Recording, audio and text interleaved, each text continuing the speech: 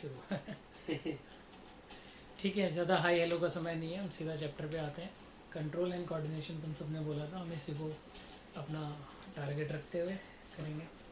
Detail में नहीं पढ़ाऊंगा, एग्ज़ाम पॉइंट ऑफ व्यू से ही लेके चलेंगे, जितना जल्दी कवर कर सकते हैं। ऑब्वियसली डिटेल में पढ़ने के लिए तो मैं एक ओवरव्यू दे दूंगा कैसे क्या करना है एग्ज़ाम पॉइंट ऑफ व्यू से, कौन से चैप्टर ज़रूरी है, सॉरी कौन से पॉइंट्स ज़रूरी है इस चैप्टर के। हाँ, और एग्ज़ाम में उससे बाहर तो नहीं आएगा, बट डिटेल स्टडी करने के लिए तुम्हें बुक को फॉलो करना पड़ेगा। मैं एक ओवरव्यू, एक अच्छा तरीका जिससे आप शॉर्ट टाइम में आप कवर कर सकते हैं वो दो दूँगा। ठीक है, तो शुरू करते हैं, ज़्यादा टाइम वेस्ट नहीं करते हैं। मैंने कुछ बातें लिखी हुई है कंट्रोल एंड कोऑर्डिनेशन। पहले ही बता दूँ इसमें होता क्या है। जैसे अपनी जो बॉडी है उसको ब्रेन कंट्रोल कर रहा है, पर उसके लिए कोऑर्डिनेशन अदर बॉडी पार्ट्स हैं वो कैसे कोऑर्डिनेट कर रहे हैं, इंटरनली कैसे कोऑर्डिनेट हो रहा है, वो सब पढ़ना है। तो ह्यूमंस में पढ़ना है और फिर प्लांट्स में पढ़ना है। प्लांट में CNS सेंट्रल नर्वस सिस्टम या ब्रेन वगैरह का कुछ नहीं पढ़ना, तो वो कैसे कोऑर्डिनेट कर रहा है, तो वो ट्रॉपिक मूवमेंट्स और हार्मोनल कंट्रोल होता है। तो उन दो चीज़ों के बारे में पढ़ेंगे। ठीक है, तो ओवरऑल क्या कंसेप्ट है, क्या चैप्टर है, कंट्रोल एंड कोऑर्डिनेशन। तो ह्यूमंस में एक तो ब्रेन से, ठीक है, ब्रेन से मतलब CNS, PNS, ANS, central nervous system हो गया, पेरिफेरल नर्वस सिस्टम हो गया। मेन तुम्हारा सेंट्रल नर्वस सिस्टम ही है, इसमें ब्रेन वगैरह के पार्ट आ जाएंगे, fore brain, mid brain, hind brain. ठीक है, तो उसको कवर करेंगे। मैं फिर से बता रहा हूँ, एग्जाम पॉइंट ऑफ व्यू से है तो हम ज़्यादा डिटेल में नहीं जाएंगे, फालतू की चीज़ों को नहीं पढ़ें। जो एग्जाम पॉइंट ऑफ व्यू से इंपॉर्टेंट है उसको हम कवर करेंगे। इसी तरीके से प्लांट में क्या है, प्लांट में है तुम्हारे मूवमेंट्स। मूवमेंट्स में आगे तुम्हारे जैसे टॉपिक मूवमेंट्स होते हैं, टॉपिक मूवमेंट्स होते हैं वो करेंगे। इसके बाद प्लांट में दूसरा चीज़ पढ़ना है, प्लांट हार्मोन्स के बारे में। ठीक है, तो प्लांट हार्मोन में कौन कौन से हार्मोन है और उसके क्या फंक्शन है वो कवर कर लेंगे। और ट्रॉपिक मूवमेंट क्या होता है ये सब देख लेंगे। तो चैप्टर को समझो दो भागों में बांट दिया हमने, ह्यूमंस और प्लांट्स। पहले प्लांट्स करेंगे, प्लांट छोटा है थोड़ा जल्दी हो जाएगा। ठीक है, तो ऐसा कोई वो बहुत तगड़ा कंसेप्ट नहीं है, बस आपको याद करनी पड़ेंगी कुछ चीज़ें। ठीक है, तो प्लांट से शुरू करते हैं। ठीक है, तो प्लांट में मैं तुम्हें बता दूँ इससे पहले एक वर्ड होता है स्टिमुलस। क्या होता है, स्टिमुलस। सारा गेम स्टिमुलस का ही है, स्टिमुलस से ही हम चीज़ें आगे सीख सकते हैं। पहले उसके लिए स्टिमुलस पता होना चाहिए। आई होप जिन्होंने पहले पढ़ रखा हो तो उनको पता होगा स्टिमुलस क्या होता है।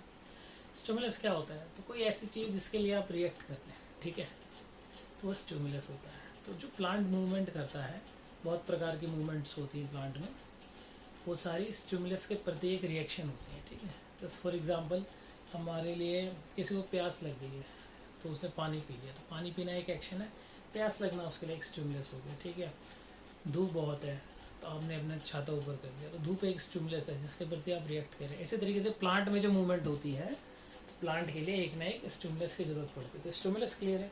स्टिमुलस आगे आप इसमें ही पढ़ेंगे जब आप रिफ्लेक्स सेक्शन, रिफ्लेक्स आर्क पढ़ेंगे, तो सारा इसका पार्ट है। इसमें भी बता दूं मैं, ह्यूमंस में आपको क्या पढ़ना है, मेनली CNS, इसी के बाद इसी में आ जाएगा रिफ्लेक्स सेक्शन, रिफ्लेक्स आर्क, इसके बाद हार्मोनल कंट्रोल या ह्यूमंस का, तो ह्यूमंस का हार्मोन्स इसमें कवर करेंगे।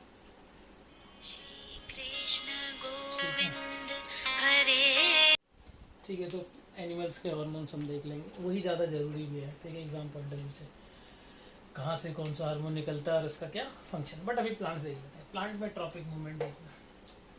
ट्रॉपिक मूवमेंट बहुत आसान टॉपिक है, आई थिंक आपको, आपने पहले पढ़ रखा होगा तो और भी ज़्यादा आसान लगेगा। ट्रॉपिक मूवमेंट क्या क्या कौन कौन सा, तो मैं 4-5 ट्रॉपिक मूवमेंट के नाम लिखता हूँ और उसके बारे में बता देता हूँ एग्जाम्पल के साथ, और उसमें कुछ चीज़ें होती हैं पॉजिटिव नेगेटिव, तो उसको डिस्कस कर लेते हैं। ठीक है, फिर टॉपिक मूवमेंट बहुत मतलब 2-3 मिनट का टॉपिक वो ख़त्म हो जाएगा।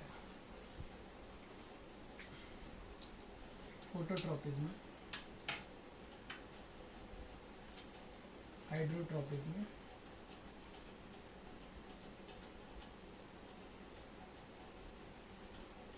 जियोट्रॉपिज्म, कीमोट्रॉपिज्म, इसके बाद थिग्मोट्रॉपिज्म।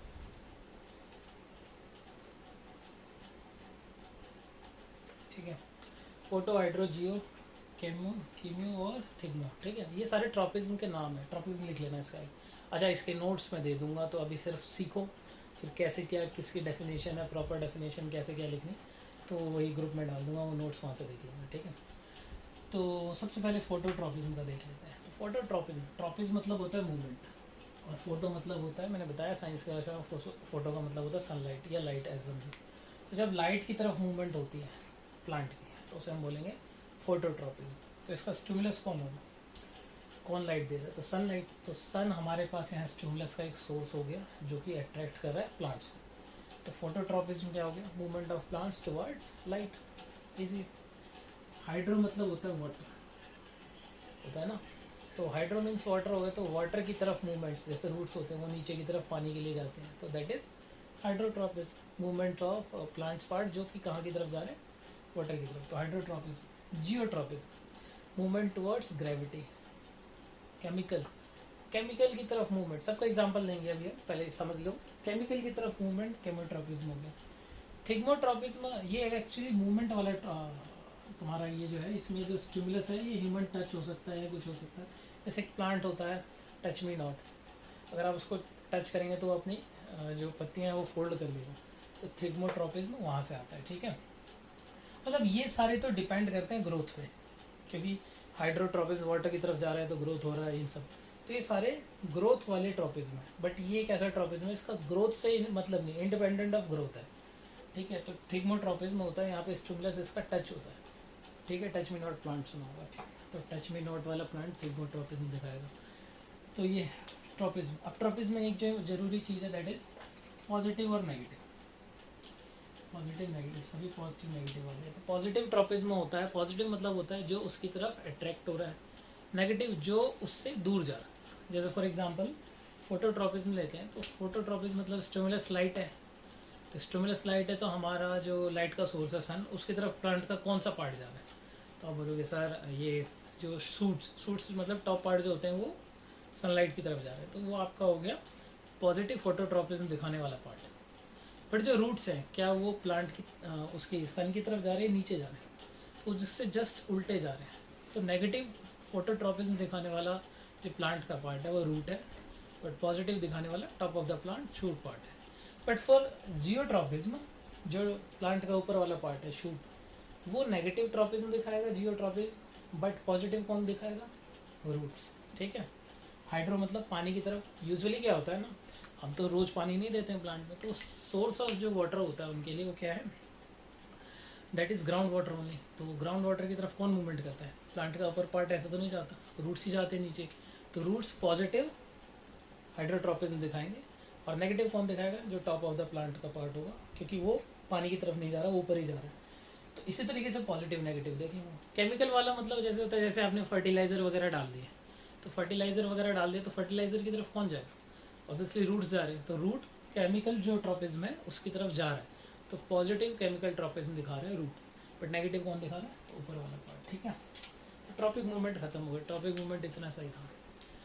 ट्रॉपिक मूवमेंट हो जाने के बाद तुम्हारे इसमें जो आएगा वो हार्मोन्स आएंगे। तो प्लांट के हार्मोन्स की अच्छी बात है, 3-4 ही है, ज़्यादा नहीं है, तो याद करने में भी ईजी रहेगा। तो प्लांट के हार्मोन को भी हम डिस्कस कर लेते हैं। तो प्लांट हार्मोन को डिस्कस कर लेते हैं। देखो ये बहुत छोटा चैप्टर है, बहुत आसान चैप्टर है, बट जब हम शुरू में लेक्चर्स लेते हैं तो पूरा डिटेल में बताना पड़ता है हार्मोनल सिस्टम क्या है, कैसे है, क्यों ज़रूरी है। तो इन सब को अभी मैंने वो जो बीच वाला पार्ट है स्किप कर दिया। अभी ये जो आधा 1 घंटे का लेक्चर है एग्ज़ाम ओरिएंटेड है, मतलब इसमें सिर्फ एग्ज़ाम की बातें हो रही हैं, दिस दैट नहीं हो रही है। बहुत फालतू बातें भी होती थी क्लास में, वो सब नहीं हो रही है, ठीक है। तभी हम एग्ज़ाम ओरिएंटेड तरीके से ही देखते हैं। तो सबसे पहला जो हार्मोन है दैट इज़ ऑक्सिन। तो ऑक्सिन क्या है, ऑक्सिन प्लांट हार्मोन है जिसको ग्रोथ के लिए यूज़ किया जाता है, ठीक है। लिख देता हूँ मैं यहाँ पे, कहाँ पे होता है, प्रोड्यूस इन द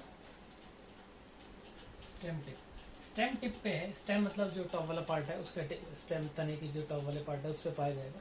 तो ऑब्वियसली किसमें काम करेगा, सेल इलोंगेशन, सेल को बढ़ाने में काम करेगा। तो ये ग्रोथ हार्मोन है, आएगा नहीं आएगा, आएगा ग्रोथ हार्मोन, बिल्कुल आएगा। तो ये एक ऐसा प्लांट हार्मोन है जो कि स्टेम टिप पे पाया जाएगा, और इसका क्या काम है, सेल को बड़ा करना, ठीक है। अगला जो है जिब्रेलिन, ये राक्षसों वाला नाम है थोड़ा जिब्रेलिन। जिब्रेलिन क्या होता है, तो जिब्रेलिन जो वो प्लांट हार्मोन होते हैं जो रेगुलेट करते हैं ग्रोथ को, ठीक है, ग्रोथ को रेगुलेट करते हैं, और जितने भी ग्रोथ से related influence various development process, जितने भी डेवलपमेंट प्रोसेस हैं प्लांट में उसको यही इन्फ्लुएंस करता है जिब्रेलिन। ये भी एक तरीके का क्या है, ग्रोथ हार्मोन ही कंसिडर किया जाएगा। ठीक है, अब सबसे बड़ी बात इसका मतलब कैसे हम इसको एग्जैक्टली देख सकते हैं प्रैक्टिकल लाइफ में कैसे। तो देखो जो जर्मिनेशन होता है, फ्लावरिंग होता है, एंजाइम इंडक्शन होता है, या फिर फ्रूट का पक के गिर जाना, ठीक है, ये सब किसकी वजह से होता है, जिब्रेलिन की वजह से होता है। ठीक है, ग्रोथ हार्मोन ही कंसिडर किया जाएगा। ठीक है, तीसरा जो है साइटोकाइनिन। साइटोकाइनिन भी एक तरीके का ग्रोथ हार्मोन ही है। ठीक है, ये क्या करता है, ये सेल डिवीजन में मदद करता है।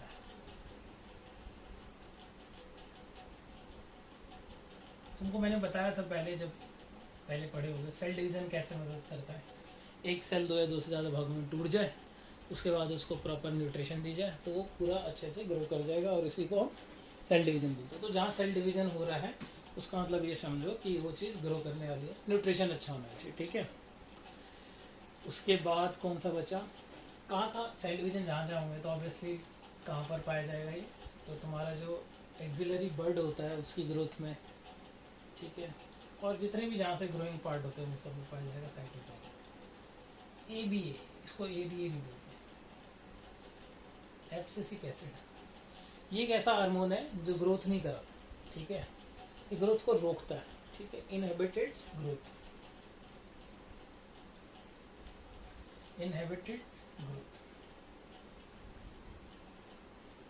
ग्रोथ को ही रोक देता है। ग्रोथ को रोक देता है मतलब ग्रोथ को रोक देता है, जैसे पतझड़ का मौसम आता है तो जितने भी पत्तियां गिर जाती हैं, ये सब गिर जाती है, तो ये सब किसके कारण होता है, ये भी है। ठीक है, इसका दूसरा नाम है, इसको स्ट्रेस हार्मोन बोलते हैं। स्ट्रेस हार्मोन ह्यूमंस में थोड़ा सा दूसरा होता है, इसमें जो स्ट्रेस हार्मोन है दैट इज आपका ABA।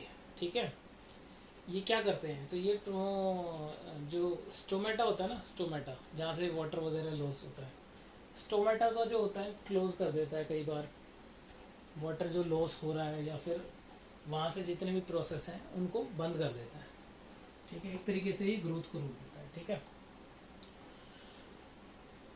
अब वाटर ही कम लूज हो रहा है, वाटर लॉस हो ही नहीं रहा है। ठीक है, तो क्या होगा फिर, उससे जो तुम्हारी ग्रोथ प्रक्रिया है वो पूरी सी रुक जाएगी। तो ज़्यादा डिटेल में ना पूछ के इसमें क्या पूछेगा फिर तुमसे यही सब पूछेगा, ये सेल डिवीज़न कौन सा हार्मोन करता है, और फलों का पकना किस वजह से होता है, जिब्रेलिन, या फिर पूछेगा पत्तियों का गिरना किस वजह से होता है, तो एब्सिसिक एसिड।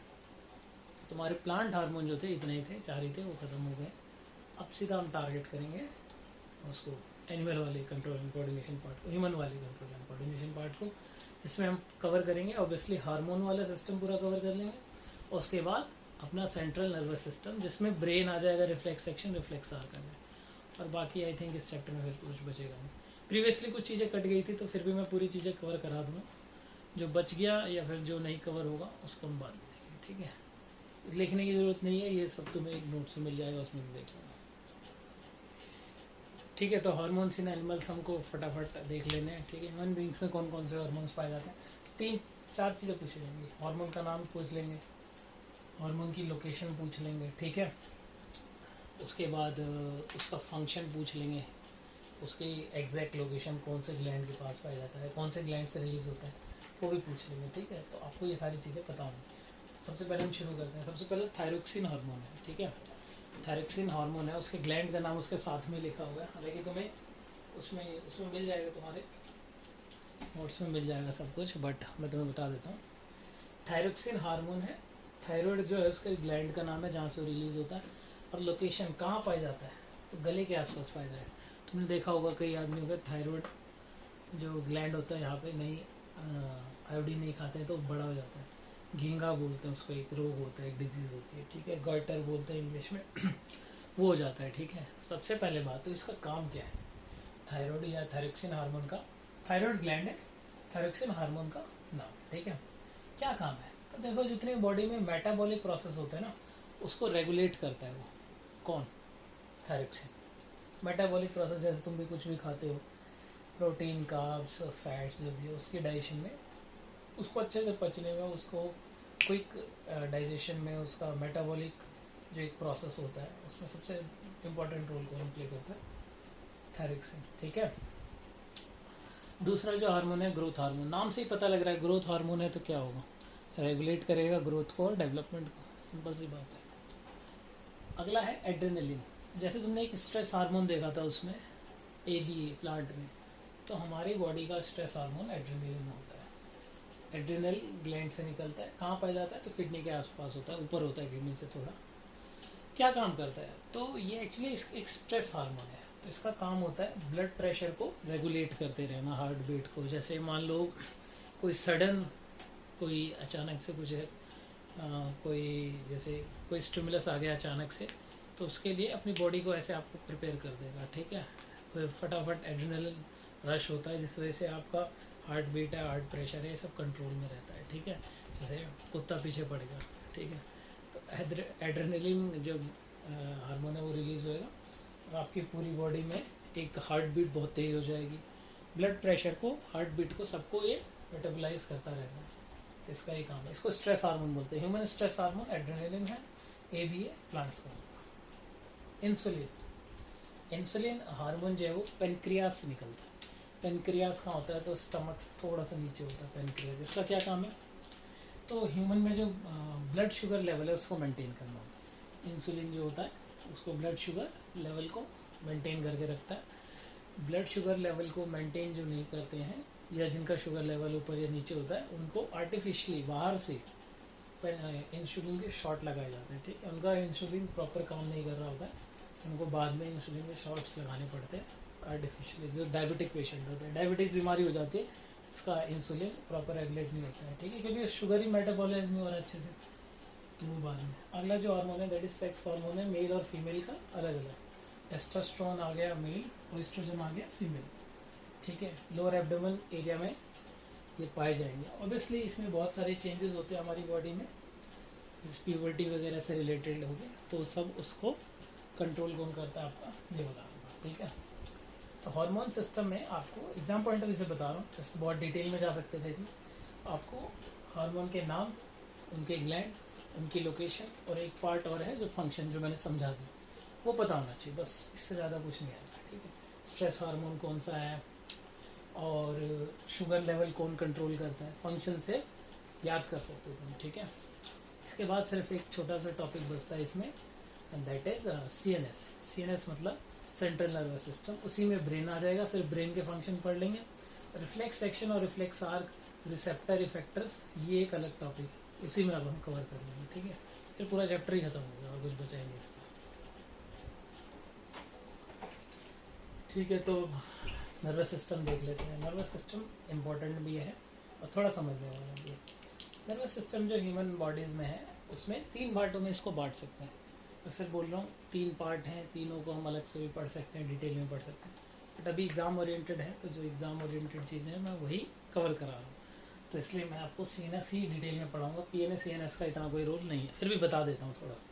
देखो, सेंट्रल नर्वस सिस्टम, CNS की फुल फॉर्म होगी सेंट्रल नर्वस सिस्टम, PNS की होगी पेरिफेरल नर्वस सिस्टम, ANS की होगी ऑटोनॉमिक नर्वस सिस्टम, ठीक है। तो CNS के है ना 2 पार्ट हैं, एक तो ब्रेन और एक स्पाइनल कॉर्ड है। होता क्या है, तो ऑब्वियसली ब्रेन राजा है, ठीक है, बट स्पाइनल कॉर्ड का भी बहुत इंपॉर्टेंट महत्व है, ठीक है, मंत्री है। जब राजा नहीं कोई एक्शन ले पा रहा है, एब्सेंस है, कहीं गया हुआ है, तो उस टाइम पे जब बहुत जल्दी फैसले लेने होते हैं, तब आपका स्पाइनल कॉर्ड एक्शन में आता है, ठीक है। तो एक मुख्यमंत्री होता है और एक उप मुख्यमंत्री, ठीक है, चीफ मिनिस्टर और डेप्यूटी वाला होता है, तो इसको हम डेप्यूटी वाला एक दर्जा देंगे, बट इसका बहुत इंपॉर्टेंट है। PNS ANS नहीं है इंपॉर्टेंट, तो इसको मैंने डिटेल में नहीं लिखा। वैसे PNS के भी 2 पार्ट होते हैं, corneal nervous system, spinal nerves. ANS का सिंपैथिक नर्व हो गया, पारासिम्पैथिक, तो बहुत डिटेल में चला जाएगा, तो इसलिए हम नहीं लिखते। तो हम क्या करते हैं, तो हमें इसको थोड़ा सा डिटेल में पढ़ना है, ब्रेन को, तो ब्रेन लिखते हैं और उसके पार्ट। तो ब्रेन को आप 3 पार्ट्स में डिवाइड कर सकते हैं। कौन कौन सा, फोर, मिड और हेड। ऐसा समझो, आगे वाला, बीच वाला और पीछे वाला ब्रेन, ठीक है, लास्ट में, जैसे कि कहते हैं बुद्धि पे थप्पड़ है, बुद्धि वाला ब्रेन। तो 4 ब्रेन, मिड ब्रेन और हेड ब्रेन। हेड ब्रेन में 2 पार्ट होते हैं, कौन सा, मेडुला, ठीक है, तो उसको डिटेल में पढ़ें। तो अब आपको एग्जाम ओरिएंटेड तरीके से पढ़ना है, तो कैसे कवर करना है, 4 ब्रेन के क्या काम है, वो सारे काम आपको याद होने चाहिए, ठीक है। मिड ब्रेन के क्या काम है, हिंड ब्रेन के क्या काम है, ये तीनों के फंक्शन याद होने चाहिए। तो ये कह सकते हो हाँ याद करने वाला चीज़ इसमें थोड़ा सा ज़्यादा है। ठीक है, तो सबसे पहले हम देखेंगे अभी फोर ब्रेन को। फोर ब्रेन में हम क्या क्या चीज़ें कवर कर सकते हैं, क्या क्या चीज़ें होती हैं। ठीक है, फिर मैं मिटा देता हूँ, फिर फंक्शन एक एक करके हम डिस्कस करेंगे। पहला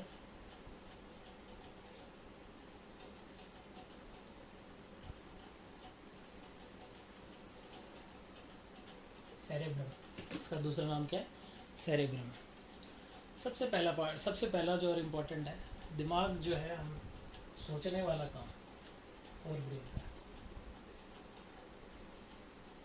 थिंकिंग पार्ट जो है वो कौन देखता है, फोर ब्रेन देखता है। सबसे ज़रूरी काम इसका यही है, सोचेगा, समझेगा, किसी चीज़ को एनालाइज करेगा तभी फैसले लेगा।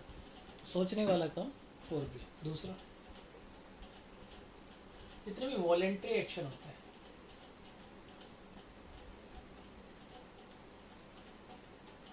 वॉलेंट्री एक्शन पहले बता दूँ, वॉलेंट्री एक्शन क्या होता है, वो एक्शन जिस पे हमारा कंट्रोल होता है, जो हम सोच समझ के करते हैं, उसे वॉलेंट्री बोलते हैं। जिस पे कंट्रोल नहीं है वो इनवॉलेंट्री एक्शन है। जैसे कि इनवॉलेंट्री का एग्जांपल, आप दिल का धड़कना है, हार्ट बीट्स हैं, इस पर कंट्रोल नहीं है ना आपका, आप बोलोगे रुक जाओ तो नहीं रुकेगा। बट जैसे मैं इस हाथ को मूव कर रहा हूँ या लेक्चर रिकॉर्ड कर रहा हूँ, ये वॉलेंट्री एक्शन है। तो इन सब को कौन कंट्रोल करता है, वॉलेंट्री एक्शन को फोर ब्रेन ही करता है, या सेरेब्रम। ध्यान रहे, एक सेरेब्रम है, एक सेरेब्लम होता है, वो आगे पढ़ेंगे सेरेब्लम। तीसरा इंपॉर्टेंट पार्ट है ब्रेन का, इसमें बहुत सारी चीज़ें कवर हो जाती हैं। स्टोर हाउस है ये। स्टोर हाउस मतलब जितनी भी इंफॉर्मेशन है हमारे पास सबको स्टोर करके रखता है, मेमोरी कह सकते हो। मेमोरी वाला जो मेमोरी कार्ड है, चिप है, वो सारा यहाँ पर है आगे वाले में। अगला है, आपको खाने पीने के बारे में यही बताता है। ठीक है, जितनी भी भूख से रिलेटेड चीज़ें हैं, भूख लग गई, चलो कौन इंडिकेट कर रहा है आपको, तो ब्रेन का कौन सा पार्ट, तो फोर ब्रेन कर रहा है। ठीक है, लास्ट वाला इसका एक और फंक्शन देख लेते हैं। ये सारे इम्पल्सिस को भी यही रेगुलर इसी के पास आते हैं। कोई भी इम्पल्सिस, अब इम्पल्सिस क्या होते हैं, इम्पल्सिस होते हैं जैसे कि मान लो कोई मैसेज जो होता है, जैसे आपकी आंखों ने कुछ देखा सामने कि एक नोटबुक रखी है, वो नोटबुक गिरने वाली है, तो वो आपके ब्रेन को एक मैसेज भेजता है कि भाई नोटबुक गिरने वाली है। फिर ब्रेन क्या करेगा, आपके पैरों से कोऑर्डिनेट करेगा कि भागो, हाथ से कोऑर्डिनेट करेगा पकड़ो। जब वो मैसेज आपकी आंखों ने देखा, उसने आपके ब्रेन को भेजा, ये हालांकि रिफ्लेक्स एक्शन में अच्छे से समझेंगे, पर जब वो ब्रेन का कौन से पार्ट को जाके इन्फॉर्मेशन देता है, तो यहाँ पर देता है। तो सारे इम्पल्सेस जो हैं, सारे इम्पल्सेस फोर ब्रेन के पास आते हैं। अगर वो ऐसे एक्शन हैं जो मतलब क्विकली नहीं हो रहे हैं, मतलब जिनमें आप सोच समझ के थोड़ा काम कर सकते हैं, तो उसके बाद ये इनको अपने जो कोऑर्डिनेट वाले ऑर्गन से, इफेक्टर्स बोलते हैं उसको मैसेज देते हैं कि इस हिसाब से काम करें।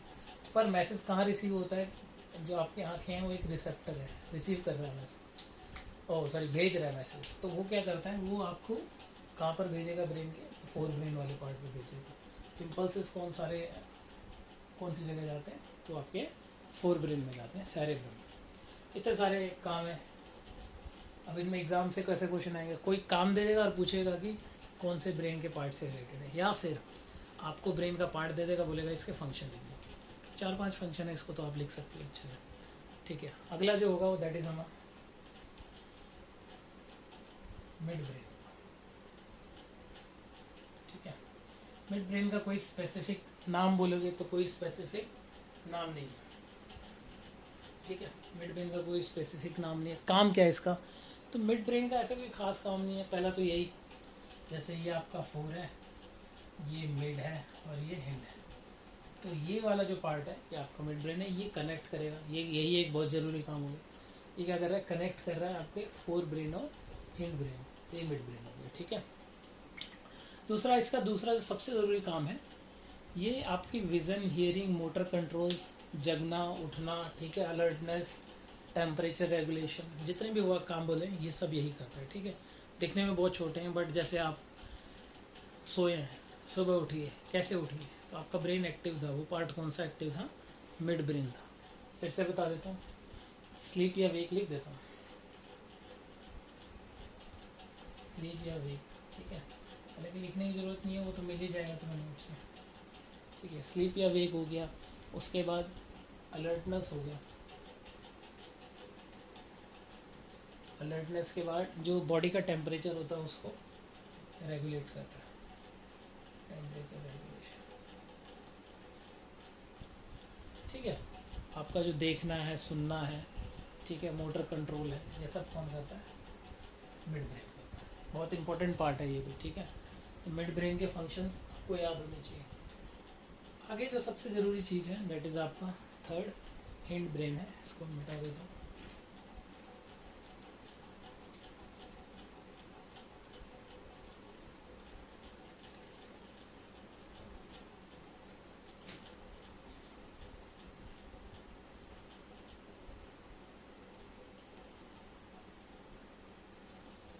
देखो, इसको सबसे लास्ट पार्ट बोलते हैं ब्रेन का, मतलब नीचे वाला पार्ट बोलते हैं। इसमें दो तीन चीज़ें होती हैं। क्या क्या होती हैं? सबसे पहले होता है एक, जैसे अभी सेरेब्रम पढ़ा था, इसमें होता है सेरेब्लम, BELLUM, सेरेब्लम। ठीक है, इसके बाद ये हिंड ब्रेन के ही पार्ट्स हैं। ठीक है, अगला होता है मेडुला, और तीसरा होता है pons। दो फंक्शन याद कर लो, सबके बहुत हैं। सबसे सेरेब्लम का जो सबसे पहला फंक्शन होता है, ये बॉडी पोस्चर को मेंटेन करके रखता है। ठीक है, दूसरा बॉडी मूवमेंट्स को भी कंट्रोल करता है।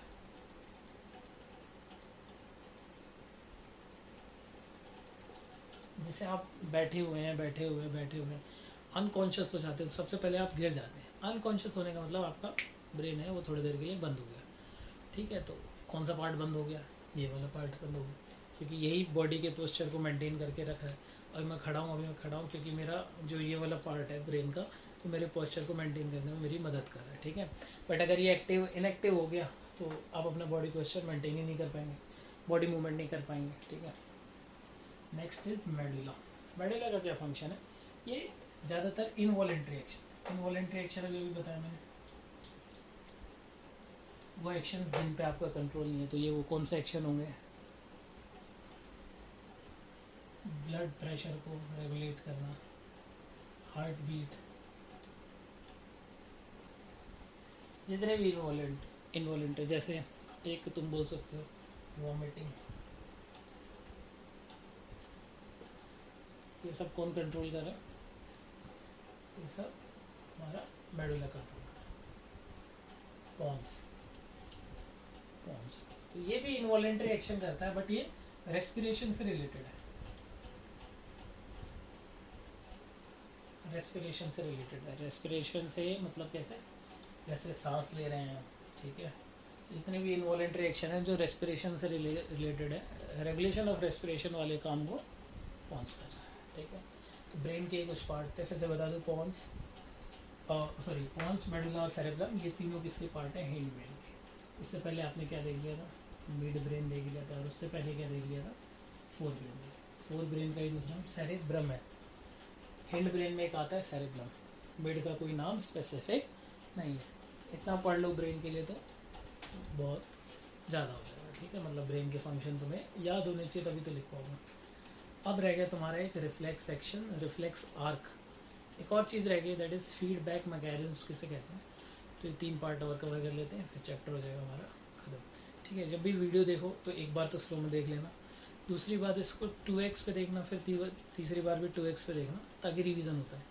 और इसी तरीके से बाकी चैप्टर्स के भी हम कर लेंगे। इंपॉर्टेंट चैप्टर सारे नहीं होंगे, अभी जितना थोड़ा बहुत टाइम है मैं घर पे हूँ, तो मैं कोशिश करूँगा कि फ़िज़िक्स के भी 2 जो चैप्टर हैं, इलेक्ट्रिसिटी और वो रिफ्लेक्शन, उसके सारे इंपॉर्टेंट टॉपिक्स, न्यूमेरिकल्स सब कवर करा दूँ। ठीक है, पर पहले मैं इसको अपलोड करूँगा, फिर देख के रिस्पॉन्स देना होगा। ठीक है, ये आखिरी टॉपिक हम ख़त्म कर दें, फिर ये चैप्टर हो जाएगा ख़त्म। ठीक है, तो हम रिफ्लेक्स सेक्शन देखते हैं, आखिरी टॉपिक है। ऐसे में कुछ बातें कवर हो जाएंगी, receptor, effector, sensory, motor, relay nerves, ये सब कवर हो जाएगी इसी में। ठीक है, देखो इस फ्लो चार्ट को पढ़ने से पहले मैं तुम्हें बता दूँ रिसेप्टर्स क्या होता है। रिफ्लेक्स एक्शन होता क्या है? तो कोई भी एक्शन जो बहुत तेज़ी से होता है, ठीक है, उसे रिफ्लेक्स सेक्शन बोलते हैं, बट ये एग्जैक्टली प्रॉपर डेफिनेशन नहीं है, फिर भी मैं तुम्हें समझाता हूँ। जैसे कि मान लो उससे पहले रिसेप्टर क्या होता है, रिसीव करने वाले। अगर मुझे कोई बात किसी को बतानी है तो पहले वो मैसेज मेरे तक आना चाहिए ना, तभी तो मैं किसी को बताऊँगा। तो जैसे मान लो कोई मैसेज है, तुम अपने ब्रेन को देना चाह रहे हो, ठीक है, या तुम्हारा ब्रेन तुम्हारे ब्रेन को कोई भेज रहा है, तो उसने पहले मैसेज रिसीव किया होगा। तो हम कितने तरीके से अपने ब्रेन को, या कौन कौन हमारे रिसेप्टर है, तो मान लो सबसे बड़ा पहले तो आँख का एग्जांपल ले रहे हैं। आँख ने कोई चीज़ देखी तो मैसेज भेज सकता है, तो आँख एक तरीके का क्या हो गया, रिसेप्टर हो गया। यह चीज़ हम यहाँ बैठे हैं जो आँख नहीं देख सकती, बट कहीं से बहुत अच्छी खुशबू आ रही है खाने की, ब्रेन को मैसेज चला जाता है ना, तो वहाँ पर रिसेप्टर कौन है तुम्हारा, तुम्हारा ऑल फैक्ट्री वाला हो गया, जिस नोज़ है, तो उसने बता दिया ब्रेन को, चलो नोज़ भी है, आइज़ भी हो गया। अब किसी ने कुछ बात बोली तो तुमने देखी और सुन तो सकती नहीं हो बात को, तो कानों ने सुनी, तो यहाँ पे ईयर भी एक तरीके का रिसेप्टर है, ठीक है। आप ना देख सकते, ना बोल सकते, ना सुन सकते हैं, बट मेरा हाथ किसी गर्म चीज़ पे लग गया तो उसको फील कर सकते हैं। स्किन भी एक तरीके का रिसेप्टर है। ये सारी बातें जो ब्रेन तक पहुँचा रहे हैं, तो मैंने रिसेप्टर लिख दिया। फ़ोन मतलब यहाँ से किससे रिलेटेड हो गया, सुनने वाले से ही हो गया। फोटो लाइट से हो गया, देखने वाले से। थर्मो स्किन से हो जाएगा, थर्मो मतलब हीट होता है, हीट को कौन रिसेप्ट करेगा, स्क्रीन, जो तुम्हारा स्किन है वो करेगा, क्योंकि कोई चीज़ कितनी गर्म है बिना छुए थोड़ा ना पता लग जाएगी, ठीक है। ऑल फैक्ट्री में तुम्हारा जितने भी स्मेलिंग वाली आ जाएगी। एक होता है गेस्टीरियस, गेस्टीरियस वाले में तुम्हारे पास जैसे भी खाने पीने से रिलेटेड होता है ना, वो आ जाएगा, ठीक है। गेस्टीरियस में टेस्ट जो होता है तुम्हारा, जैसे कुछ चीज़ें गर्म है, ठंडी है, उसका नहीं पता लग रहा है, बट टेस्ट से तुम्हें पता लग जाएगा, नमक है, स्वाद है, कैसा है, ये सारा टेस्ट ओरिएंटेड होता है। तो हम देखते हैं रिफ्लेक्स आर के रिफ्लेक्स सेक्शन क्या होता है।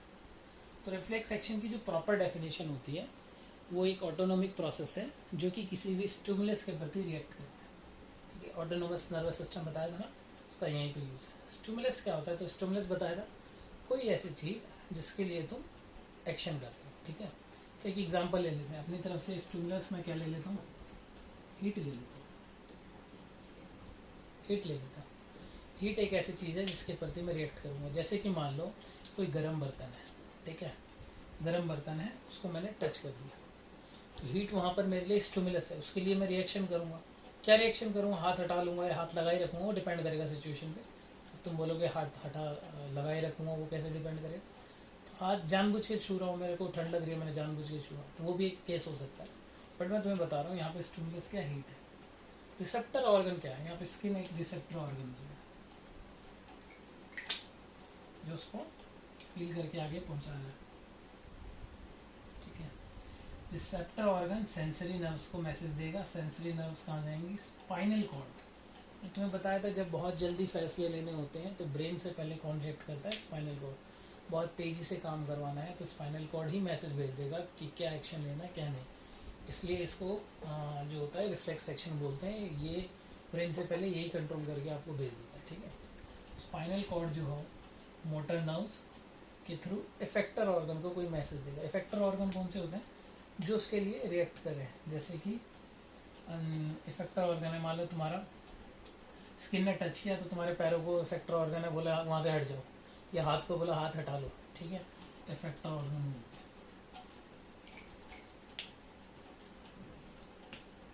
और उसके प्रति जो रिस्पॉन्स है, जो भी रिस्पॉन्स है, जो भी स्पाइनल कॉर्ड देगा, डिपेंड करेगा सिचुएशन पे, वो तुमने कर दिया।